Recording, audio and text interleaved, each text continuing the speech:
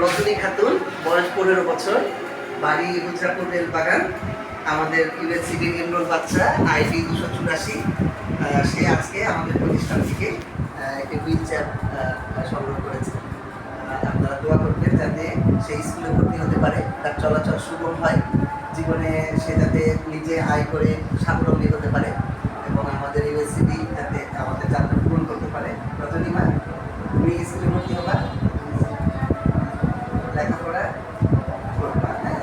আর তোমার এই wheel chair তোমার স্কুলে যাওয়ার জন্য, সেটা তোমার স্কুলে এই হুইল চেয়ার নিয়ে যেতে পারো, এর জন্য যদি কোনো ব্যবস্থা করতে হয়, এই যে আমরা যেমন এখানে একটা করেছি আসা যাওয়ার জন্য, সেটারও চিন্তা করা হবে। কিন্তু প্রথম শর্ত ওইটা স্কুল থেকে বাকি কিছু, হ্যাঁ, তোমার চলাচল, হুইল চেয়ার, লেখাপড়া, যাতায়াত, আর এই হুইল চেয়ার নিয়ে তুমি সবসময় চলাচল করবা, যাতে তোমার মানে কষ্টটা শুরু হয়।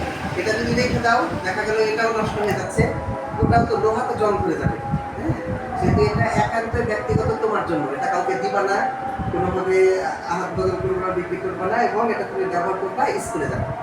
আচ্ছা, নতুন মনে করে রেখেও দিবা না, নতুনটাই ব্যবহার করবা, যাতে তোমার আনন্দ হয়, তোমার মনটা খুশি হয়।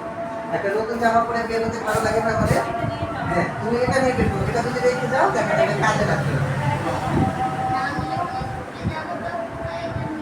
হ্যাঁ, তুমি স্কুলে যাওয়ার আগেও তো এখন থেকে লেখাপড়া শুরু করবে।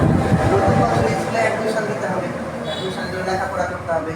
এখন থেকে, আজ থেকে তোমার চিন্তা ভাবনা এই কেন্দ্রিক। এখন তো বুঝতে পারছো যে তুমি একটা পথে আগাচ্ছ, ট্র্যাকে করেছো। এখন তোমাকে লেখাপড়া শুরু করতে হবে, চেয়ার ব্যবহার করবা, স্কুলের জন্য প্রস্তুতি নিবা। আচ্ছা, উনি রজনীর মা, উনি ওনার চাচাতো নানা, আকবর ভাই, আমি প্রোগ্রাম কোঅর্ডিনেটর, জাহিদুল হাসান।